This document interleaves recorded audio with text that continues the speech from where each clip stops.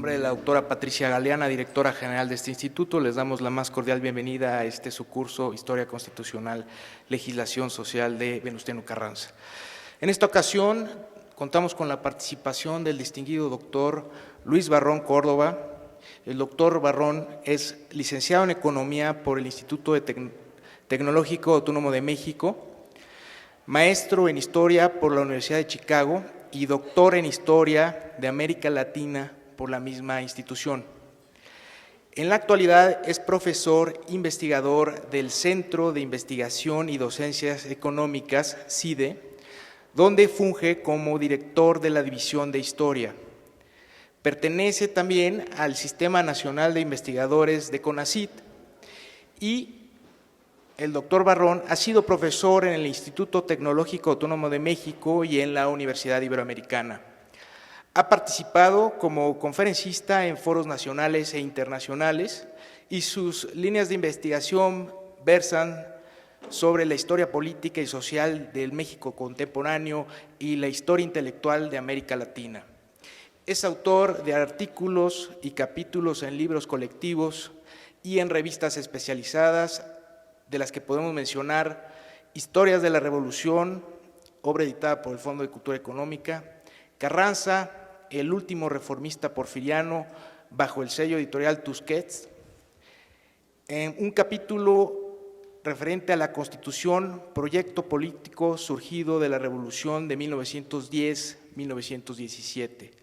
También autor del prólogo a la compilación documental del Plan de Guadalupe, Decretos y Acuerdos 1913-1917, publicado por el INERM.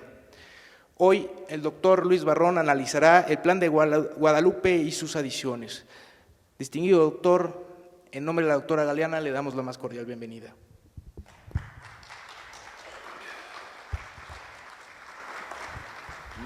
Muchas gracias. Sobre todo gracias a ustedes que se toman el tiempo de venir y escucharme.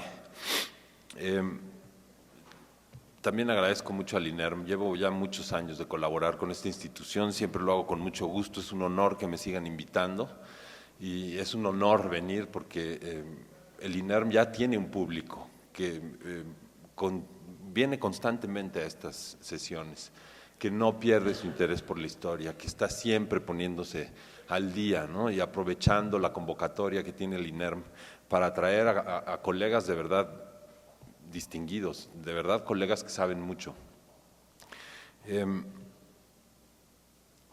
Estaba revisando el programa de este conjunto de conferencias y la verdad, digo, todos los que van a venir y los que ya vinieron, caramba, o sea, son colegas de primera. De verdad me honra estar aquí, ¿no? y que me hayan invitado a este programa. Veo también que, bueno, ya les hablaron del contexto histórico, me imagino que cubrieron todo el periodo de la Revolución, cuando menos del 10 al 17, que ya les hablaron de Venustiano Carranza y su ideología, sus ideas, y también de la convención, ¿no? Yo me voy a concentrar verdaderamente en el Plan de Guadalupe y sus adiciones, porque después de esta sesión ya les van a dar varias conferencias que tienen que ver con la legislación social en específico. Primero una conferencia en general sobre la legislación social de Venustiano Carranza y después las más destacadas una por una, el municipio libre, la ley agraria, la legislación obrera, después el proyecto de constitución, que resumen mucho todas estas reformas que había hecho, y al final la influencia de toda la legislación social. Entonces, verdaderamente me voy a concentrar nada más en el Plan de Guadalupe y sus adiciones.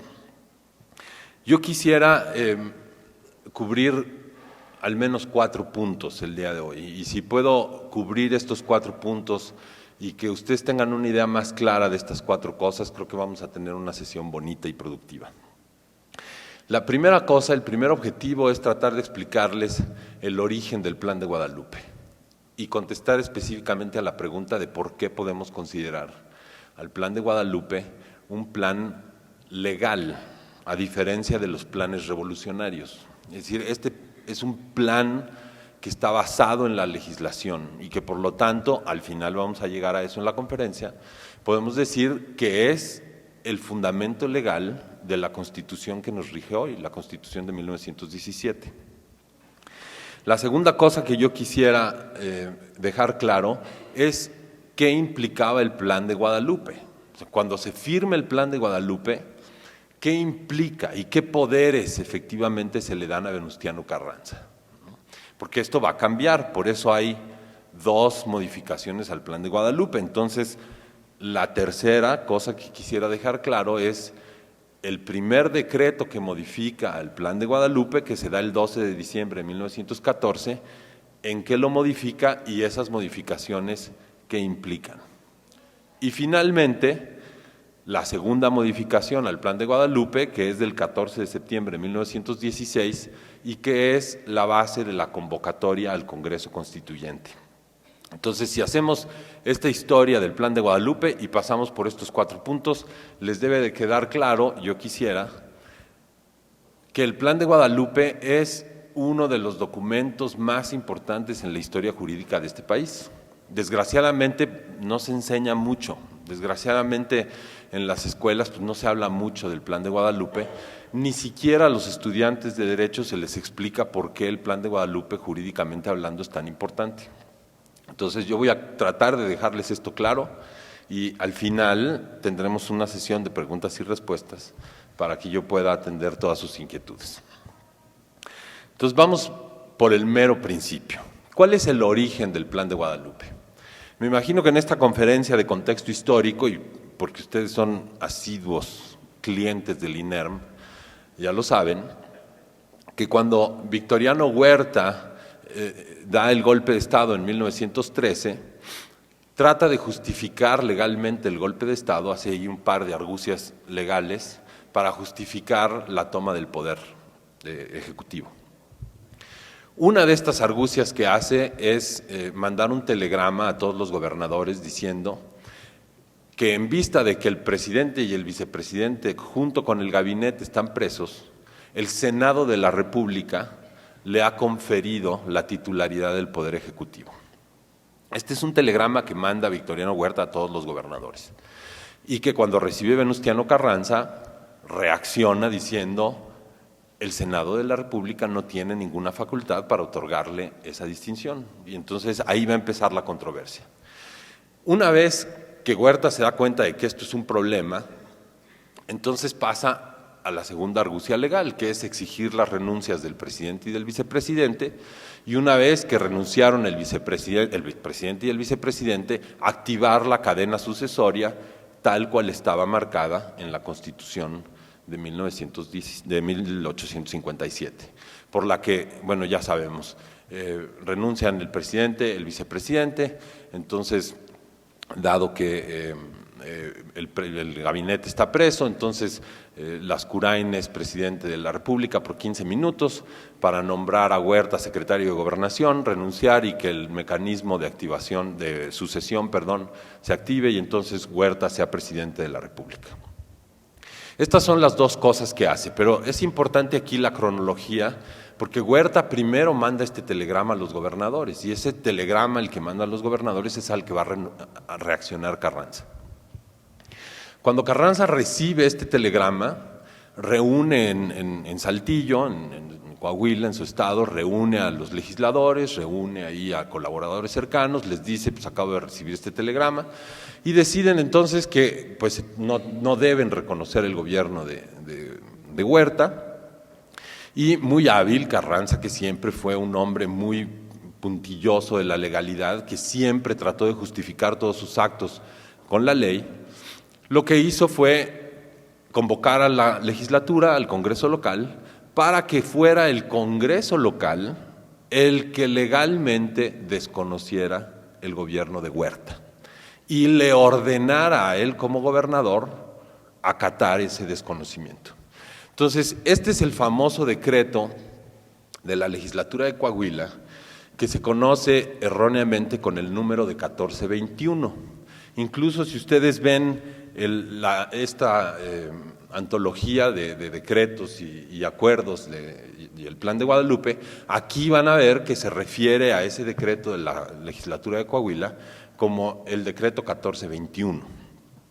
Les digo que es erróneo porque en realidad el número correcto es 1495. Yo, la verdad, no sé en qué momento se cometió el error de cambiar el número, alguien se equivocó ahí capturando el número y entonces ahora todo el mundo lo conoce como 1421, pero el número correcto es 1495. Si ustedes van a la legislatura de Coahuila, al archivo del Congreso del Estado, y piden el decreto 1421, pues les van a dar uno que habla, no sé, de alimento del ganado, de no sé qué, ¿no? O sea, no tiene nada que ver. Tienen que pedir el 1495. En ese decreto, la legislatura de Coahuila desconoce el gobierno de Huerta y le da poderes extraordinarios al gobernador en todos los ramos de la administración pública, y le ordena levantar un ejército para combatir la dictadura. Esa es la razón por la que celebramos el Día del Ejército, el día que está fechado ese decreto 1495. Porque ahí se crea, digamos, ese es el decreto que crea el ejército constitucionalista, que después se va a convertir en el ejército nacional, que es el ejército que tenemos hoy.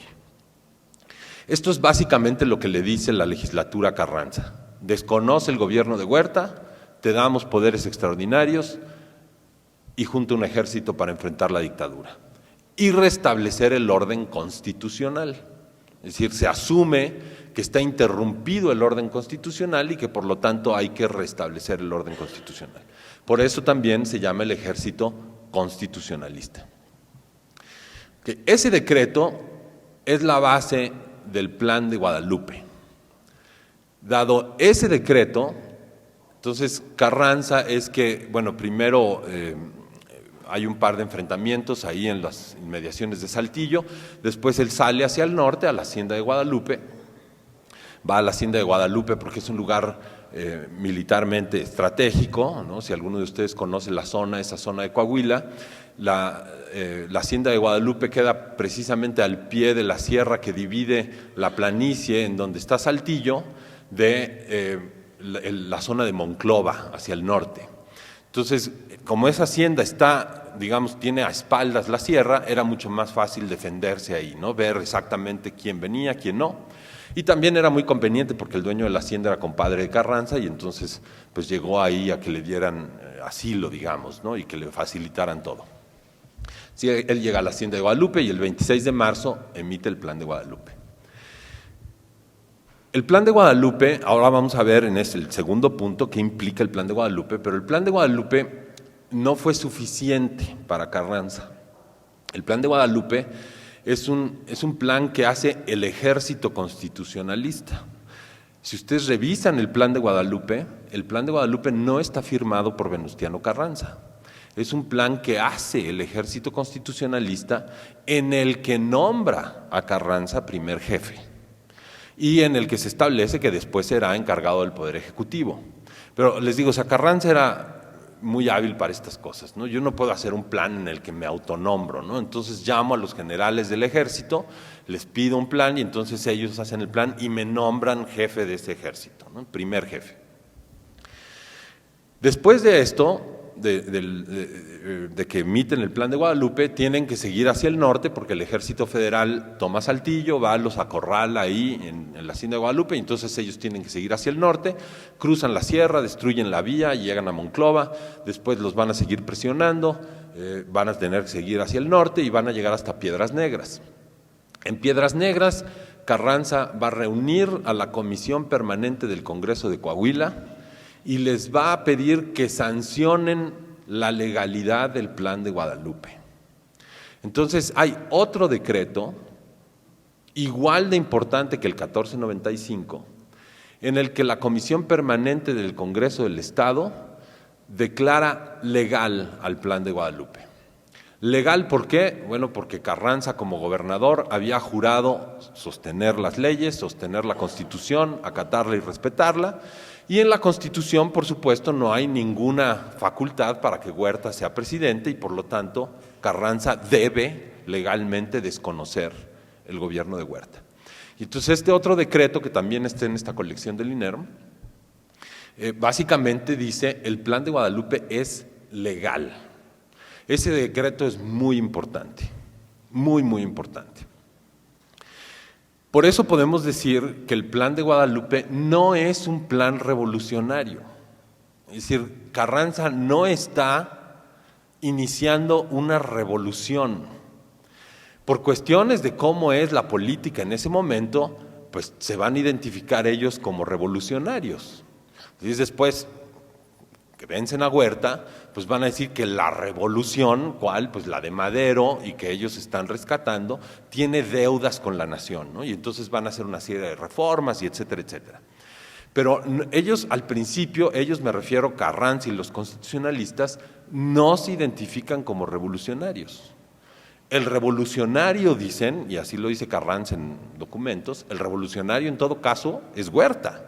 Él sí se levantó en armas, él sí está haciendo una revolución que desconoce al gobierno legítimo, nosotros no.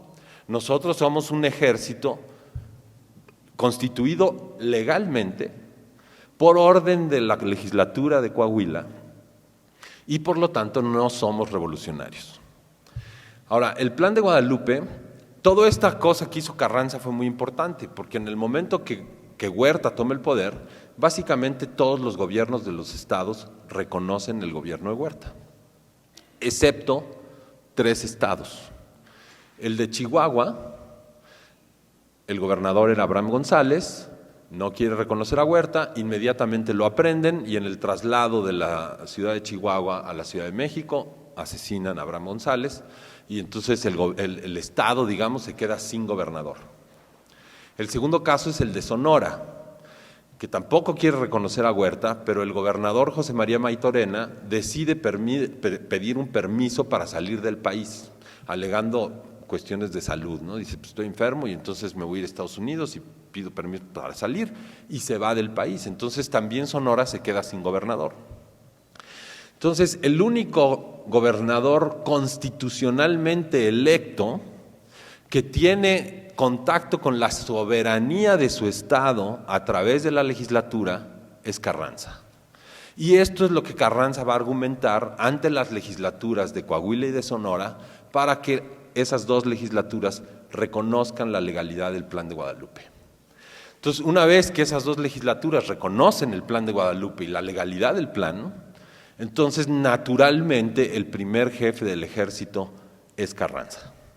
Sí, pero esto es a través de toda una argumentación legal que hace Carranza, ¿no? Y que les hace ver a los otros revolucionarios, déjenme ponerlo ahorita entre comillas, que él es el único gobernante constitucionalmente electo con un mandato de la soberanía de su estado a través de la legislatura. Sí, si ustedes recuerdan el texto de la Constitución, México es un país federado en donde los estados son libres y soberanos. Es decir, las legislaturas de los estados son las que tienen en donde recae la soberanía de los estados y por lo tanto Carranza tiene ese contacto con la soberanía de su estado. Entonces, primer punto, por el decreto 1495 y el decreto posterior de la Comisión Permanente del Congreso del Estado, que reconoce la legalidad del Plan de Guadalupe, el Plan de Guadalupe es un plan legal. Es decir, dentro del Plan de Guadalupe no podemos hablar de derecho revolucionario, sino de derecho constitucional. ¿Sí? El Plan de Guadalupe emana, digamos, del derecho constitucional. Ahora, sí es muy importante lo que dice el Plan de Guadalupe, porque el Plan de Guadalupe, como les digo, básicamente dice 3 cosas. La primera es, pues desconocemos el gobierno de Huerta, desconocemos a las legislaturas estatales y a la federal, desconocemos al Poder Judicial de la Federación y desconocemos todos los gobiernos de los estados que no hayan reconocido el Plan de Guadalupe dentro de los siguientes 30 días a su emisión. Es decir, desconocen a todos. Ese es el primer punto del plan. El segundo punto del plan es decirle a Carranza, tienes toda la facultad para establecer cómo se va a organizar el ejército constitucionalista. Eres el primer jefe y tienes absoluto poder en términos militares para dirigir la campaña, como primer jefe. Y el tercer punto, que es el que va a provocar toda la controversia después, es que dice, una vez que se ocupe la Ciudad de México y que se hayan realizado elecciones en la mayoría de los municipios del país, restablecida la paz, Entonces, el primer jefe convocará a elecciones para el Congreso convocará a elecciones para presidente y el presidente provisional, que en ese caso sería Carranza, le entregará el poder a quien resulte electo. Entonces, si se fijan, es un plan muy sencillo y que básicamente lo que implica es que Carranza tiene poder única y exclusivamente para restablecer el orden constitucional. No tiene poder para nada más. Desconoce los gobiernos de los estados, el federal, organiza la campaña, derrotas a Huerta, convocas elecciones y entregas el poder. Y se restablece la Constitución. Ese es el plan original. En ningún momento dice que tiene poderes para modificar el Plan de Guadalupe. En ningún momento dice que tiene poderes para emitir legislación social, ni para hacer reformas a la Constitución, ni para nada más. De hecho, el mismo Carranza argumenta en contra de todo esto, porque los generales jóvenes, los oficiales más jóvenes que forman el ejército constitucionalista, muchos de ellos que vienen de zonas muy conflictivas, le exigen a Carranza que incluya las reformas sociales en el Plan de Guadalupe, es decir, que decrete de una vez las reformas sociales. Y Carranza lo que les dice es, miren, yo simpatizo mucho con ustedes, que quieran esto, sí son cosas muy necesarias, pero el problema es que si yo hago reformas sociales ahorita, no solamente vamos a enfrentar a Huerta, también vamos a enfrentar a la iglesia, y también vamos a enfrentar a los terratenientes, y también vamos a enfrentar… ¿Para qué nos complicamos la vida? Si yo expropio tierras, si yo hago cualquier tipo de reforma laboral, empresarios, los extranjeros, todo el mundo va a estar en nuestra contra. Entonces eso pues no es una estrategia lúcida. Entonces dejemos eso para después. Y por eso el Plan de Guadalupe es tan simple. Restablece el orden constitucional y luego ya veremos. Ese es un punto muy, muy importante. Ahora, una vez que está el Plan de Guadalupe, entonces se puede enfrentar a Huerta, ya ustedes más o menos saben la historia, Carranza no puede permanecer en Coahuila, él tiene que salir huyendo de su estado básicamente porque el ejército federal va avanzando hacia el norte, entonces llega un momento en que él ve insostenible quedarse en Piedras Negras, no quiere salir de territorio nacional, porque muy juarista, ¿no? Igual que Juárez, que cuando va huyendo de los franceses y llega al norte y llega a la frontera y se queda ahí con la espalda ahí en la frontera y no se quiere salir porque no tiene la facultad, porque el Congreso no le ha dicho que se puede ir, dice, pues entonces ¿qué tengo que hacer? Pues tengo que huir, y entonces baja de Piedras Negras otra vez hacia Monclova, en la ruta hacia Monclova, se desvía hacia su pueblo natal, Cuatro Ciénegas, y de Cuatro Ciénegas se va a La Laguna, y después de La Laguna cruza toda la Sierra de Chihuahua para llegar a Sinaloa y después a Sonora. ¿Por qué Sonora? Bueno, Sonora militarmente estaba controlado por el grupo de Álvaro Obregón, por los revolucionarios sonorenses.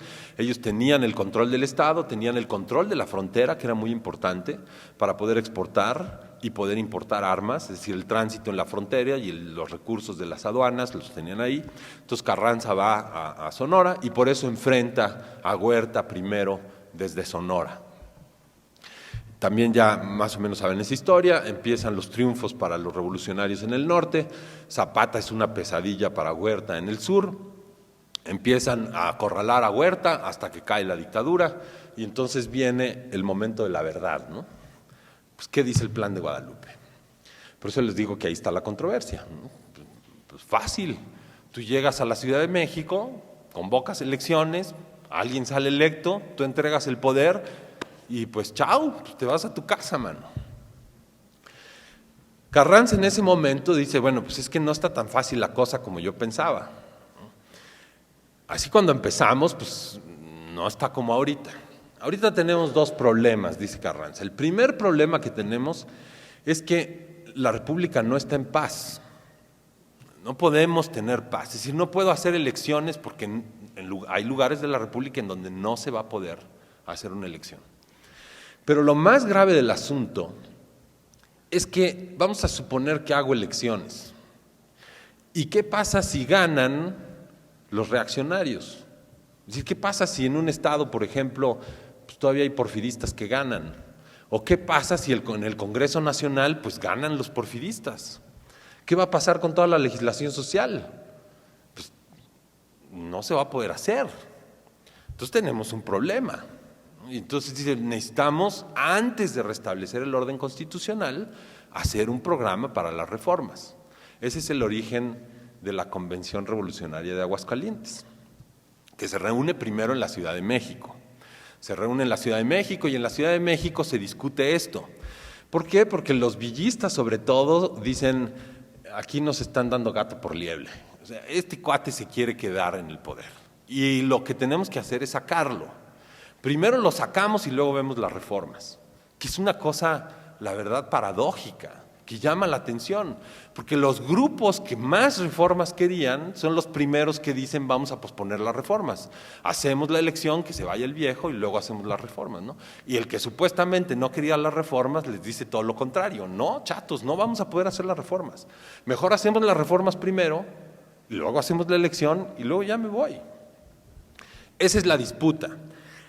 Esta sesión es bien difícil de dar si ustedes no han leído con cuidado estos decretos a los que yo estoy haciendo mención, el Plan de Guadalupe, después las adiciones al plan, la convocatoria del constituyente, y sobre todo hay otro documento que les recomiendo muchísimo que lean con cuidado, que es el discurso que da Luis Cabrera en la convención en la Ciudad de México. Me parece que ese discurso es de fecha de 4 de octubre de 1914. Se junta la convención en la Ciudad de México y Cabrera es el intelectual carrancista que va y trata de explicar por qué primero hay que hacer las reformas y después hacer la elección. La disputa, digamos, secundaria es quién puede participar en la convención. Villistas y zapatistas dicen pues solo los militares, ¿no? Porque los militares son los que hemos peleado, los que hemos derramado sangre, los que hemos estado al pie del cañón. Y los civiles pues, han estado tomando chocolate con el dedo levantado, ¿no? Entonces esos no son revolucionarios de verdad, no pueden participar. Y Carranza dice, no, pues todos los intelectuales que han hecho toda la labor de, ¿no?, en contra de la dictadura, oponiéndose a Huerta en el Congreso, arriesgando su vida en la 27 legislatura, en la 26 legislatura, perdón, oponiéndose a la dictadura y todo esto, pues que ellos también son parte, ¿no? Viene esta disputa y dicen, pues no, solamente militares y además en Aguascalientes, ¿no? Porque aquí el primer jefe domina todo, no es un territorio neutral y por eso se van a Aguascalientes. Ahora, ya en Aguascalientes, la convención al principio dice, pues no, en realidad no podemos deliberar, ¿no? En realidad Villa y Carranza pesan demasiado. Entonces Carranza dice, bueno, yo me voy si Villa se va. Villa dice, pues no me late, ¿no? Yo no me voy porque él no se va a ir. Entonces la convención acaba de decir, pues ni uno ni otro, y entonces nos declaramos soberana. Por eso le llamamos Convención Soberana de Aguascalientes. La convención se autodenomina soberana. Esto quiere decir que la convención hubiera sido equivalente a un congreso constituyente, ¿no? Dado que la soberanía hubiera recaído en la convención hubiera tenido mano libre para hacer reformas. Carranza desconoce esto, dice ustedes no son soberanos, en ningún lado tienen fundamento legal para ser soberanos y entonces desconozco esta convención y viene el pleito ya entre Villa y Carranza, ¿no? La guerra civil, este periodo que va de octubre de 1914, básicamente hasta el verano de 1915, después de las batallas del Bajío en la primavera de 1915, Villa se va hacia el norte, ya en retirada, ¿no? Y básicamente en el verano queda Carranza pues ya, digamos, como triunfador. Ahora, Carranza sabe muy bien que al desconocer la convención va a tener dos problemas. Uno es el militar, el puramente militar. Es decir, tengo que convencer a parte del ejército que me apoye para enfrentar a Villa. Esto también, sobre todo Felipe Ávila, se los tendría que haber dicho, ¿no? Pues la división del norte era la parte más fuerte del ejército constitucionalista. O sea, realmente quienes lideraron ahí la punta de lanza para derrotar a Huerta fue la división del norte. Entonces Carranza dice, pues aquí tengo un problema, ¿no? Porque si me voy a enfrentar a la división del norte necesito un ejército. convence a Obregón y Pablo González y la gente que había estado cerca de él, y bueno, pues ya ese problema se va a resolver. Pero el otro problema es convencer a la ciudadanía, convencer al país en general que él no está en contra de las reformas sociales, que no es cierto que él es un reaccionario y que sí quiere las reformas, que no, lo de la convención en la Ciudad de México no había sido pura hablada y que sí quiere las reformas. Y por eso viene la primera modificación al Plan de Guadalupe. En realidad no es una modificación como tal al plan, Carranza lo plantea como adiciones al Plan de Guadalupe. Esas, como les digo, son el 12 de diciembre de 1914. Es decir, en el momento que arranca la lucha contra la convención, Carranza sabe que tiene un pleito militar y un pleito político. Y para ganar el pleito político tiene que hacer reformas, pero el Plan de Guadalupe no habla de reformas. Primera controversia, pues Carranza puede o no puede modificar el plan. Entonces Carranza ve ese problema y dice, bueno, no lo voy a modificar, nada más le voy a añadir unas cositas para que yo pueda hacer reformas. Y vienen esas adiciones. Ese decreto que explica precisamente cuál es la base legal para hacer estas adiciones y que explica el enfrentamiento con la División del Norte, básicamente tiene un artículo, que es, si mal no recuerdo, el artículo 2 de esas adiciones, en las que se detalla, pero se detalla las reformas que tiene que hacer el primer jefe. Es decir, como se redacta esa adición, dice, el primer jefe deberá emitir. No dice, hará un análisis, un estudio, a ver, no, dice, deberá emitir todas las leyes económicas, políticas y sociales que demanda el pueblo para mejorar las condiciones de vida, para que todos sean iguales ante la ley, etcétera. Y ahí se detalla todo el programa de reformas. Habla ahí de la ley del divorcio, de la ley agraria, de la ley del petróleo, de la ley de la reforma laboral, es decir, ahí del municipio libre. Ahí detalla Carranza todo esto. Hay un programa de reformas muy complejo y muy completo ahí, ¿no? Que dice, voy a emitir leyes en todos estos ramos. Y es precisamente lo que empieza a hacer. Entonces, ahora que vengan a explicarles la legislación social de Carranza, eso es lo que les van a decir. Entre los últimos días de diciembre de 1914 y los primeros 15 días de enero de 1915, viene la emisión de todas estas leyes. La ley del 6 de enero, que así se conoce, ¿no?, como la ley agraria, la reforma laboral, la ley de la familia, es del divorcio, el municipio libre, la ley del petróleo. O sea, todo esto lo hace, digamos, en esos 15, 20 días, ¿no? Pone a su gente a trabajar y empieza a legislar como loco, ¿no?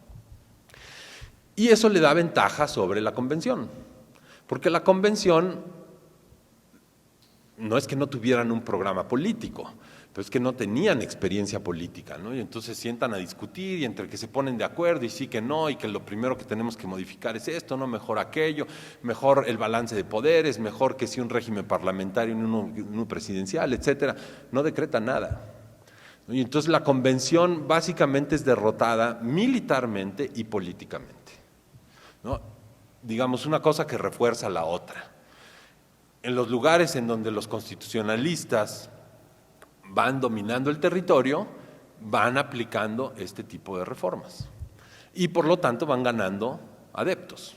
El caso más destacado es Yucatán, ¿no? Ahí lo pueden ver con toda claridad.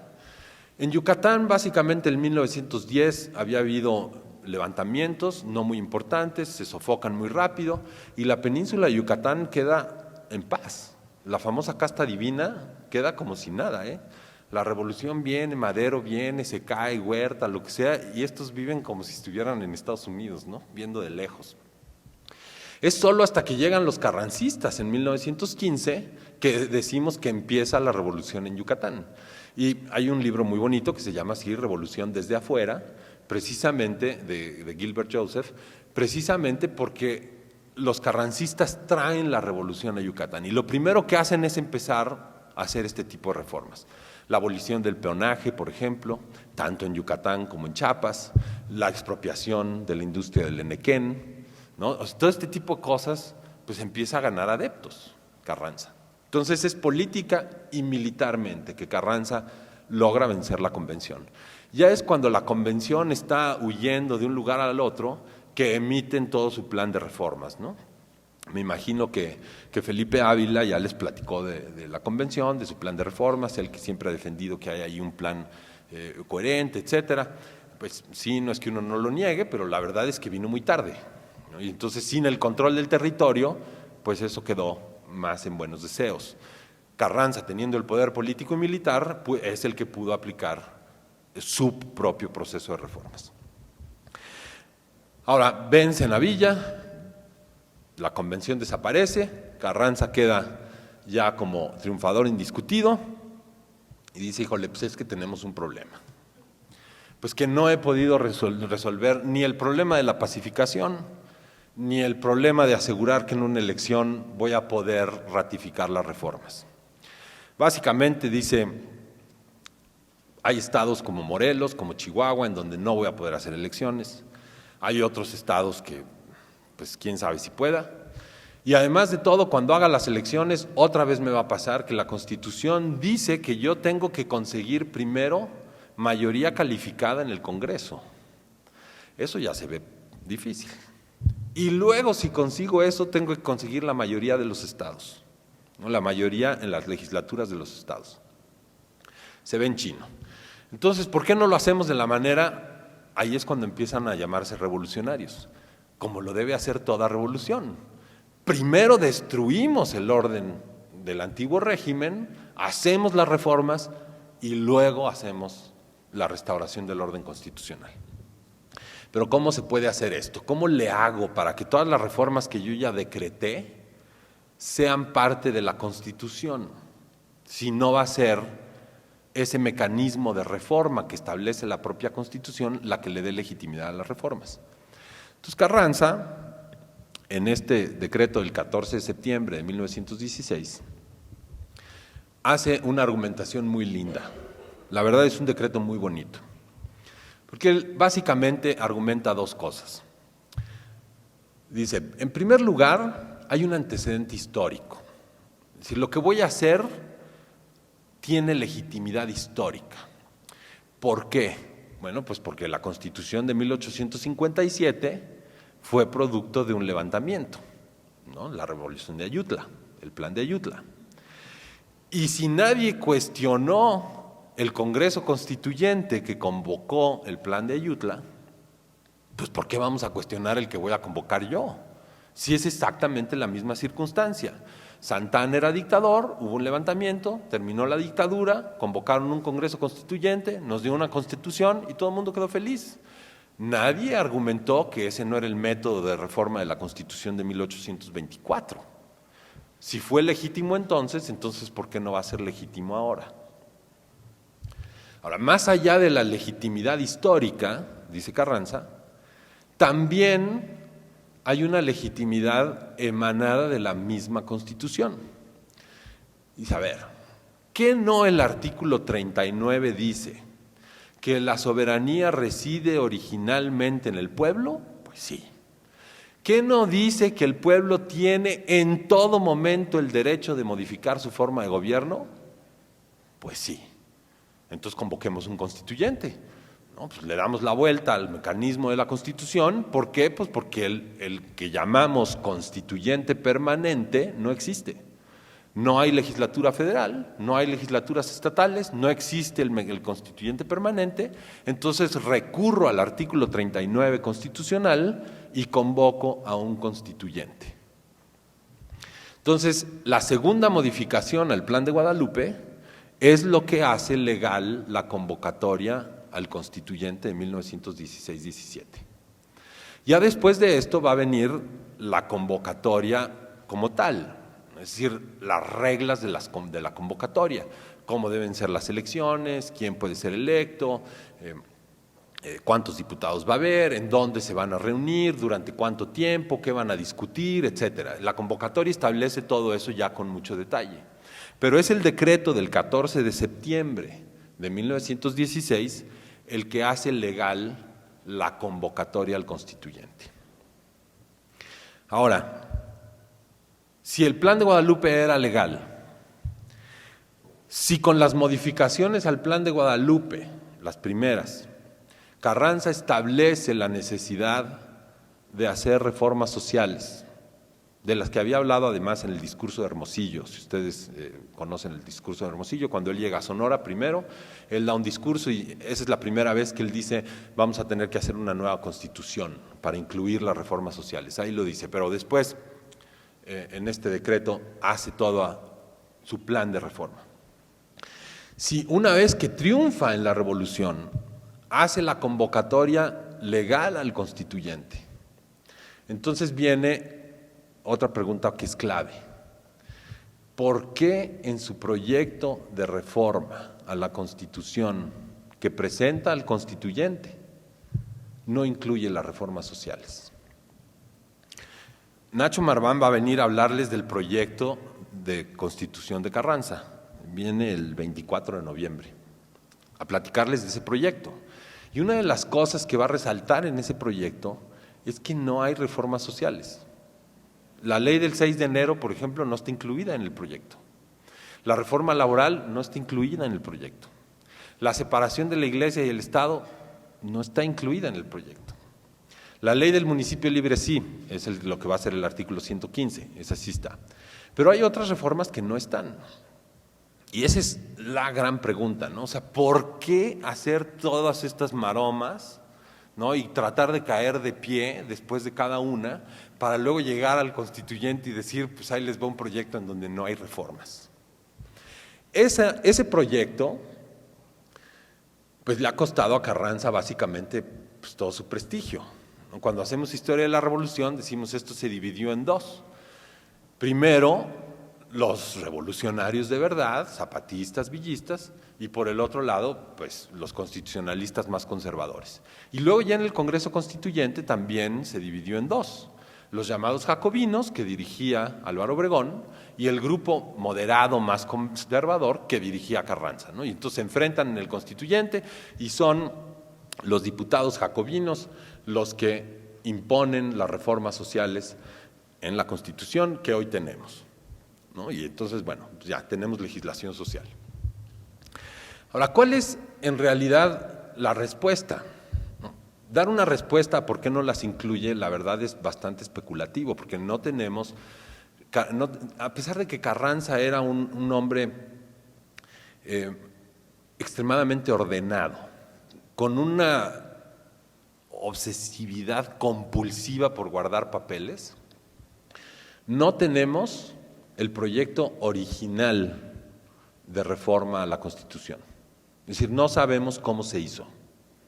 No sabemos si lo encargó y entonces fueron, como dicen José Natividad Macías y Luis Manuel Rojas, se fueron a un cuarto y salieron con un proyecto. No sabemos si fue así. No sabemos si les dijo, oigan, quiero un proyecto y fíjense bien, quiero que incluyan esto. Y entonces se fueron y trajeron. No sabemos si ellos hicieron un proyecto y después Carranza lo vio y le metió mano y dijo, no, esto no me gusta, esto sí. No sabemos quiénes más participaron. No tenemos copias del discurso que él presenta en el Constituyente. No se conoce ninguna copia corregida por él, dictada por él. No tenemos nada de eso. Y en su archivo, que está en el Centro de Estudios de Historia de México del Grupo Carso, ahí está el archivo del primer jefe, no hay papeles referentes al constituyente. Es decir, no hay cartas de él diciéndole a los gobernadores, pues voy a incluir esto, no voy a incluir aquello, no hay nada. Entonces, dar una respuesta muy sólida de por qué Carranza hace esto es difícil. Pero yo les propongo dos hipótesis. La primera es que Carranza sabía muy bien que había demandas por reformas sociales y que si él iniciaba la negociación proponiendo ya reformas sociales, muy posiblemente la negociación iba a cargar la mano, digamos, hacia un proyecto más de izquierda, en donde no se iban a respetar cosas que para él eran básicas, cosas del liberalismo decimonónico, el respeto a las garantías individuales, el derecho a la propiedad privada, el derecho a la libre conciencia, la libertad de cultos, todo este tipo de cosas. Decía, bueno, si yo ya propongo algo de entrada, estos me lo van a llevar a la izquierda, entonces vamos a terminar con una constitución que realmente desconozca esa virtud, digamos, que reconocemos en la Constitución del 57. Y entonces empieza con una propuesta muy moderada para poder en la negociación quedar más en el centro. ¿Por qué pienso que esto puede ser cierto? Porque muy a pesar de lo que los sonorenses dijeron después en los años 20, si ustedes revisan la historia del constituyente, fueron los operadores políticos de Carranza los que redactaron las reformas sociales. No es cierto que fueron los jacobinos, no fue Mújica, no fueron los operadores de Obregón, no fue, por ejemplo, Borges, ¿no?, que hace su historia del constituyente y que inventa todo esto de los jacobinos. En realidad son los operadores políticos de Carranza. ¿A quiénes me refiero? Sobre todo a Luis Manuel Rojas, presidente del Congreso, y sobre todo también a Pastor Roa. Pastor Roa en ese momento es al mismo tiempo diputado constituyente y secretario de Fomento. Y él es el que es presidente de la comisión que va a redactar el artículo 27 y el 123. Entonces, en realidad es un operador de Carranza, ¿no?, que sería verdaderamente ilógico pensar que se fue por la libre y no consultó con Carranza nada y de repente le salió con el domingo 7, ¿no? Pues aquí está, ¿no? Carranza bien sabía lo que se estaba discutiendo en las comisiones, sabía perfectamente bien lo que Pastor Roa iba a proponer. Entonces, por eso pienso que en realidad Carranza estaba listo para hacer concesiones, pero empieza con una posición de negociación muy conservadora. Ahora, la otra cosa que me orilla a pensar que en realidad Carranza estaba buscando, digamos, un equilibrio entre las fuerzas, es cómo se deciden las votaciones. Por ningún lado en las votaciones aparece un grupo jacobino. Esto no es cierto. Por ejemplo, el artículo 27 se aprueba por unanimidad. O sea, no es que se divide en dos grupos, ¿no?, unos pataleando diciendo no quiero el artículo y los otros que dicen que sí. Es decir, hay un gran consenso para aprobar estos artículos que hoy vemos como radicales. Es decir, no hay ninguna imposición del Congreso a Carranza. La única gran derrota que tiene Carranza en el constituyente tiene que ver con el artículo 3. Cuando le dicen, aquí está la propuesta de artículo 3, ahí sí se escandaliza Carranza, ¿no? Y dice, en este país gobernar con este artículo va a ser imposible, ¿no?, porque atacar a la Iglesia así de frente es imposible, ¿no? El poder que tiene la Iglesia sobre la conciencia de la gente nos va a hacer imposible la vida. Entonces, se opone al artículo 3. Y si ustedes revisan la historia del constituyente, Carranza solamente fue a las sesiones del constituyente una sola vez, un solo día, y fue el día que se discutió el artículo 3. El resto del constituyente él se mantuvo al margen, ¿no? Y el día que fue al constituyente, como para decir, bueno, aquí estoy, y pues no van a hacer lo que quieren, hicieron lo que quisieron, ¿no? Entonces, esa sí fue una imposición a Carranza. El resto de los artículos no. La otra prueba es que, no sé si ustedes saben este dato, pero entre 1917, entre el 1 de mayo de 1917, que Carranza asume como presidente constitucional, y el día de hoy, solamente un presidente de la República no pudo modificar la Constitución en una sola coma, y ese fue Venustiano Carranza. No pudo. Ahora dicen, bueno, ¿y trató? Sí, trató de modificar el artículo 3 y no pudo. Pero no hay ningún documento que demuestre que él hubiera querido modificar, por ejemplo, el texto del artículo 27 o el del 123. Sí quiso hacer leyes reglamentarias para reglamentar esos artículos, tampoco pudo, porque su gabinete no se pudo poner de acuerdo, y además porque pues, el país no estaba pacificado, y Villa seguía metiendo ruido, Zapata seguía metiendo ruido, ¿no? Es decir, Carranza no gobernó en paz, y además Obregón haciendo campaña, es decir, no tuvo las condiciones políticas para hacerlo, pero tampoco quiso, solo quiso modificar el artículo 3. Entonces, si ustedes ven desde el principio hasta el final esta historia, y ya en 5 minutos concluyo para que podamos iniciar la sesión de preguntas y respuestas y que pueda escuchar yo sus participaciones, si ustedes lo ven desde el principio, a mí me gustaría que se quedaran primero con la idea de que en realidad es mentira que Carranza se opuso a la legislación social. Es decir, desde muy temprano en la Revolución Constitucionalista, él se refiere a las reformas sociales, como les digo, en el discurso de Hermosillo. Cuando él llega a Hermosillo en septiembre de 1913, en ese discurso dice, vamos a tener que hacer una nueva Constitución.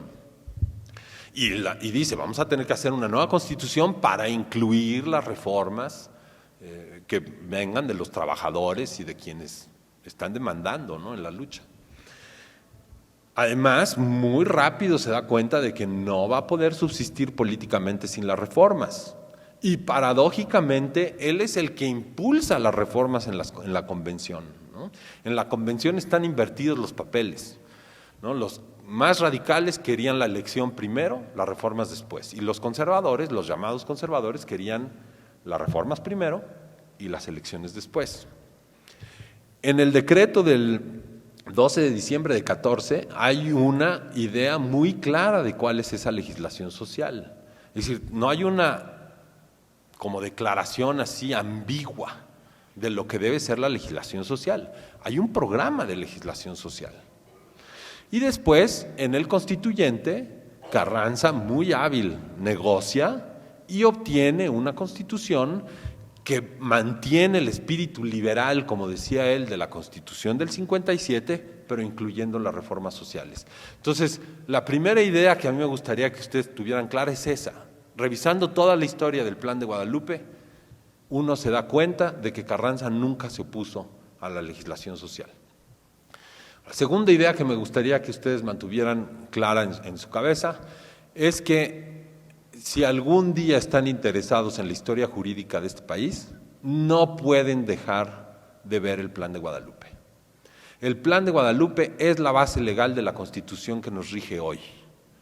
No es el constituyente, es lo que le da la legalidad al constituyente, a pesar de que la Constitución estableciera explícitamente que el método de reforma de la Constitución no era un Congreso Constituyente. La tercera idea, que es quizá la de actualidad más importante, es: creo que todos han estado escuchando, cuando menos por los últimos 15 años, debemos tener una nueva Constitución. Sí, que no, que la UNAM la propone y que dice que ya tiene el texto. No, que los diputados van a hacer. No, que ahora vamos a tener un sistema parlamentario. No, que mejor reescribimos la Constitución porque esto ya es un galimatías que la Corte no puede manejar. Esta discusión lleva 15 años, cuando menos, ¿eh? Y en estos 15 años, si ustedes revisan las declaraciones de Vicente Fox, muy rápido Vicente Fox dijo: voy a proponer una nueva Constitución. El problema que tenemos es que ¿cómo le vamos a hacer para poder reformar la Constitución de tal modo que sea una reforma integral? O sea, ustedes imagínense lo que es ahorita para cualquier político, el que ustedes consideren más legítimo, más sagaz, con más poder, con más seguidores, elijan al que quieran, que ahorita se lance y diga: me voy a aventar una propuesta que gane mayoría calificada en las dos cámaras y después en las legislaturas estatales. Está en japonés. No hay nadie, ¿no? Ahora vámonos por el otro lado, ¿no? Que alguien diga: bueno, pues la legitimidad histórica, ¿no? Este país está en una crisis, la guerra contra el crimen organizado es una crisis, necesitamos cambiar la Constitución, y entonces al artículo 39 vamos a escribir una nueva Constitución con un constituyente. ¿Y a quién se le encargamos? Si no podemos nombrar un ministro para la Corte. Ahora imagínense, ¿no? Si la ciudadanía va a decir: no, pues sí, que los partidos propongan y elecciones, y entonces ahí metemos en el constituyente. Y ¿se imaginan? O sea, ese es, como diría, ¿no?, la madre de todas las batallas. No, ahí no se van a poder poner de acuerdo nunca. Bueno, entonces lo encargamos, pues, a los intelectuales, ¿no? Traemos a los del CIDE y a los de la UNAM y que se encierren en un cuarto y que escriban una Constitución que sea lindísima. Pues sí, pero pues, la clase política nunca va a aceptar una cosa como esa. Entonces, si ustedes ven lo monumental del cambio que se necesita y voltean hacia atrás, deberían de poder ver el tamaño político de Venustiano Carranza, que sí logró hacer esto, con medidas que hoy podemos cuestionar. Ahora estoy seguro que muchos de ustedes me van a cuestionar en ese sentido. ¿Por qué si la soberanía es ilimitada? ¿Por qué si el pueblo tiene la soberanía y no le podemos poner límites? ¿De dónde salió Carranza con la idea que podía limitar al Congreso Constituyente a discutir solo 2 meses? ¿Por qué le pones límite a la soberanía? ¿De dónde sacó que solamente se podía discutir su proyecto? Y no en términos generales, solamente artículo por artículo. ¿De dónde sacó que solamente se podía discutir con la ley vigente de la Cámara de Diputados? Y no con otra que hiciera el constituyente. Pero tuvo éxito. Es decir, Carranza ahí enseña, digamos, su tamaño político y aprende de lo que ha pasado en México. Si yo no le doy límites al constituyente, estos se me quedan discutiendo hasta la eternidad, que es lo que pasó en el 56-57. Ese Congreso duró 1 año. ¿Se imaginan Carranza manteniendo a la coalición junta esperando a que la gallina ponga el huevo? Imposible, ¿no? Entonces, esa sagacidad que tuvo para convencer a la clase política en ese momento, a los revolucionarios vencedores, de mantenerse en la disciplina, de que aceptaran que él fuera presidente, y solamente después de la elección presidencial hicieran los partidos, es decir, los partidos políticos que van a contender después en la elección del 19 y 20, se crean después del constituyente. Y finalmente, lo que hace más grandioso a Carranza, desde mi punto de vista, es entregar el poder. Es decir, él cuando tiene el poder absoluto en las manos, es cuando decide llamar a un constituyente y entregar el poder. Es decir, se pudo haber entercado y cumplirle el deseo a Pancho Villa, ¿no? Ahora me quedo y soy dictador y aquí me quedo hasta que acabe, ¿no? Pero no, reconoce que la coalición se está desgajando, que no hay manera de mantener la Junta más que proponiendo un constituyente, y es lo que hace. Entonces, en esta historia del Plan de Guadalupe, creo que podemos ver estas cosas con claridad. Ahora mismo creo que las podemos discutir, todo lo que ustedes quieran. Y estoy seguro que con las conferencias que vengan, en donde ya se hable en específico de esta legislación social y de la historia de esta propuesta de legislación social, que es, digamos, la alternativa a la de la convención, que Felipe Ávila les debió haber explicado con mucho detalle, creo que al final van a tener una idea muy clara de cómo llegamos a la Constitución del 17 y cómo es que hemos mantenido una Constitución que, pues sí, tiene esta contradicción, ¿no? Reformas sociales que favorecen a grupos sociales, al mismo tiempo que mantenemos la protección a las garantías individuales, al individuo, el derecho de propiedad, etcétera. Es decir, los individuos tienen derechos, pero también los grupos tienen, ¿no? Y hemos mantenido este enfrentamiento desde 1917, ¿no? Ya vamos para 100 años. Si la Constitución sobrevive, yo espero que sí, ya en menos de 2 años, vamos a cumplir 100 años con la Constitución, ¿no? La Constitución más longeva en América Latina. Pocas constituciones en el mundo han podido cumplir 100 años, ¿no? Yo creo que sí va a haber motivos para celebrarlo, digo, no con fiestas y con pulque, pero sí con reflexiones cuidadosas de lo que la Constitución nos ha dado y de cómo podríamos hacer las modificaciones que pensamos que la Constitución requiere hoy, ¿no? Muchas gracias.